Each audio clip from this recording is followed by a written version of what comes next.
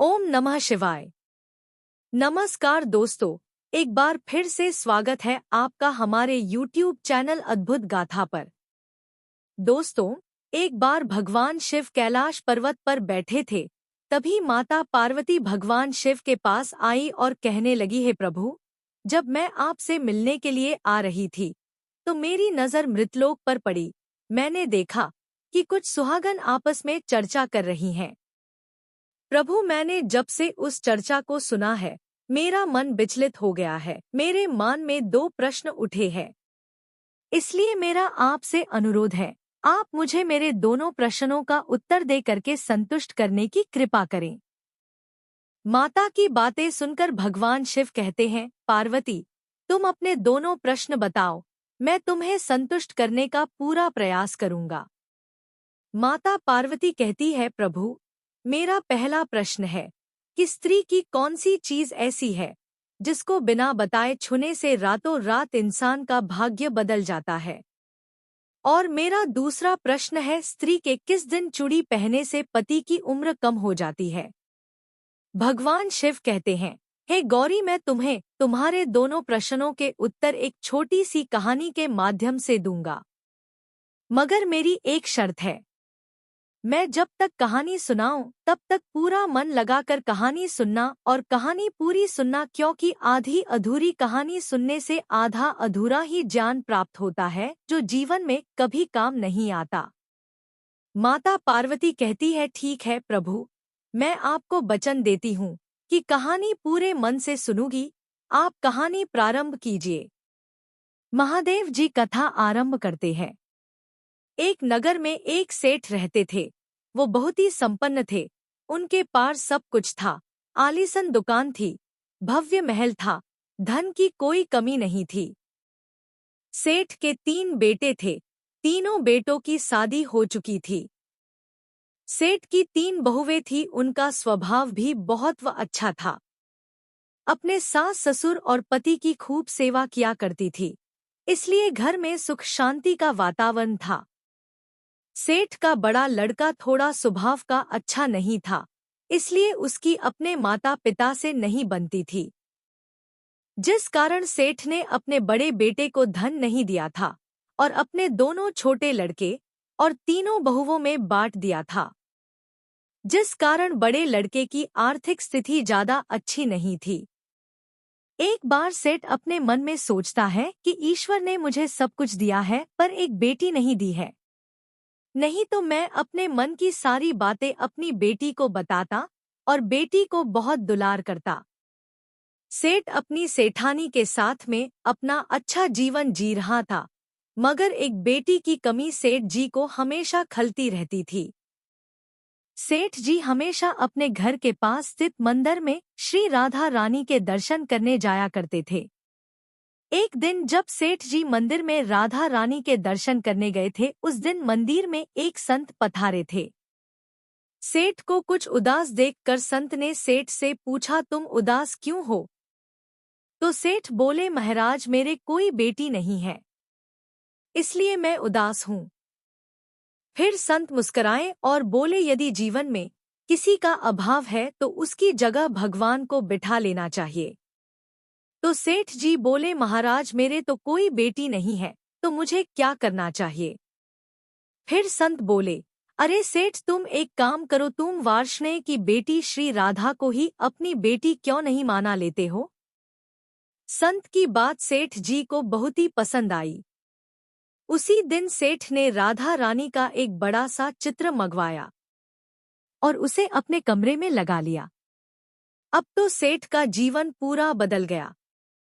वे उठते बैठते सोते जागते श्री राधा जी को अपनी बेटी मान करके उनसे बातें करने लगते थे। और इतना ही नहीं, सेठ को अपनी बेटी राधा से हर बात बताने में बहुत आनंद भी आता था। इस प्रकार सेठ की राधा में ऐसी लगन लगी कि जब भी वो दुकान पर जाते थे तो श्री राधा रानी को भोग लगा करके ही जाते। भगवान शिव कहते हैं, पार्वती, उस सेठ ने जब से राधा को अपनी बेटी के रूप में स्वीकार किया, वो हर समय प्रसन्नचित्त रहते थे। जब भी सेठ से कोई पूछता था कि तुम्हारे कितने बच्चे हैं, तो सेठ हमेशा यही कहता था कि मेरे 3 बेटे 3 बहुएं और एक बेटी है। एक दिन सेठ जी के घर में चूड़ी पहनाने वाली मनिहरिन आई तो राधा जी ने सोचा कि आज तो दिन ठीक नहीं और आज के दिन तो चूड़ी पहनना अशुभ होता है, इसलिए श्री राधा जी ने अपनी माया से उस मनिहरिन की चूड़ियों का रंग खराब कर दिया, जिससे सेठ की बहुओं ने चूड़ी नहीं पहनी और मनिहरिन को वापस कर दिया।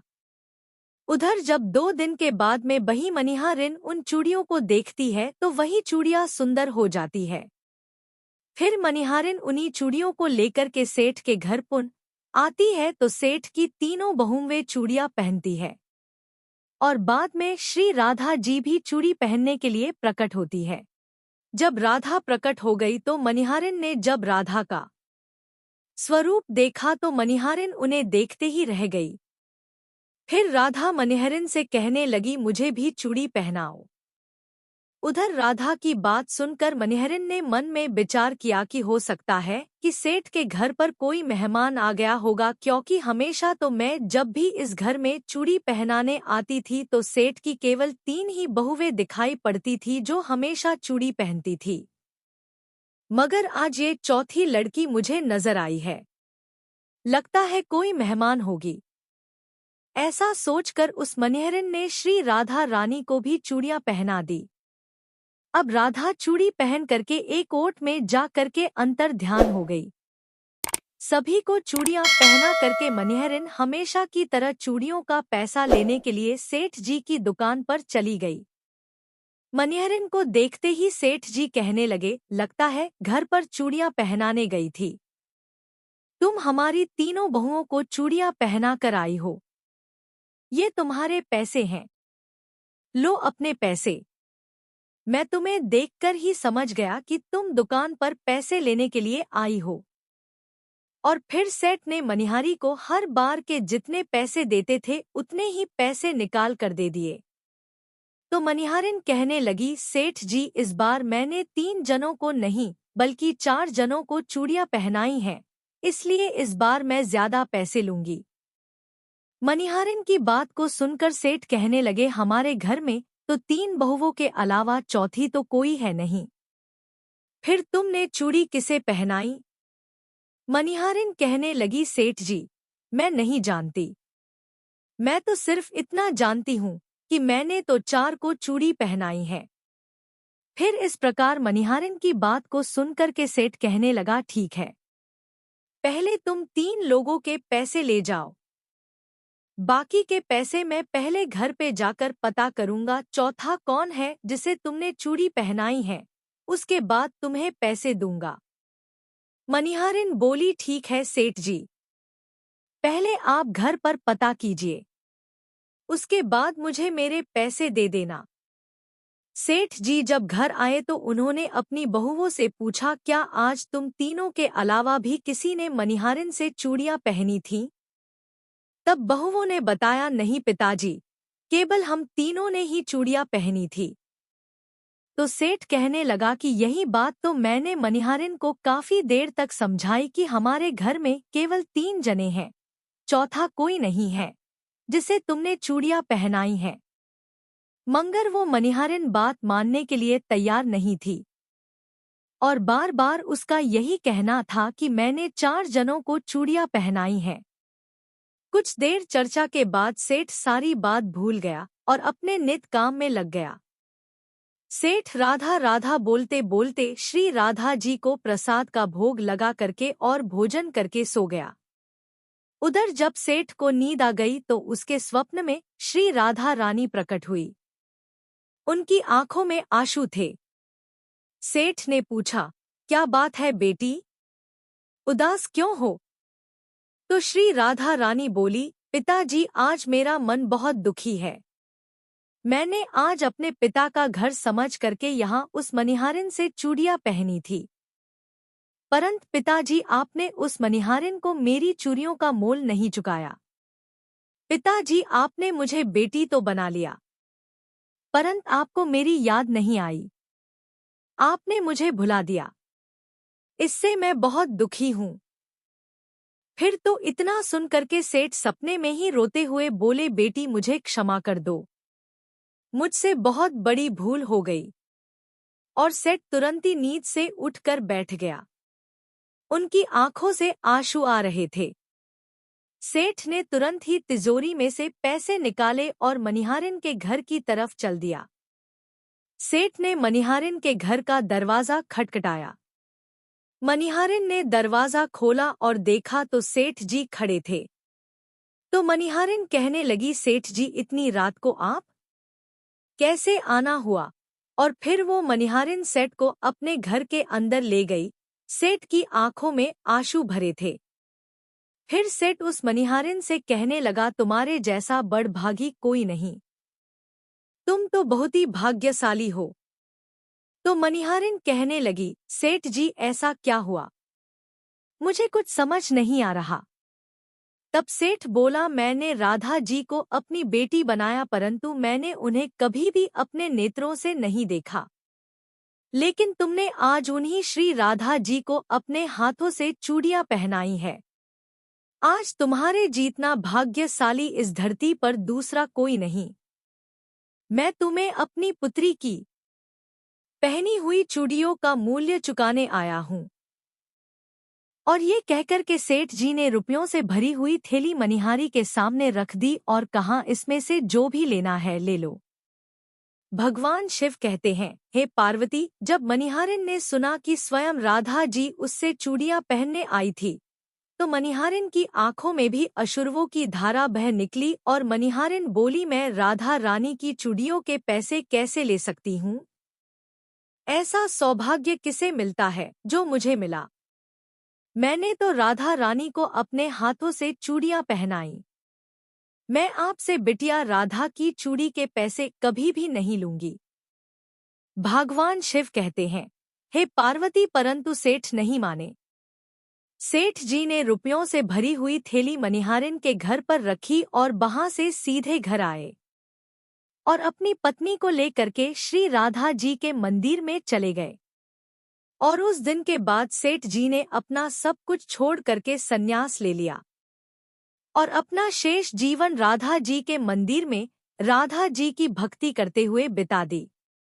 भगवान शिव कहते हैं, पार्वती इधर सेठ मंदिर में श्री राधा की भक्ति का दीवाना हो जाता है और अपनी पत्नी के साथ में मंदिर में रहकर राधा रानी की भक्ति करने लगता है।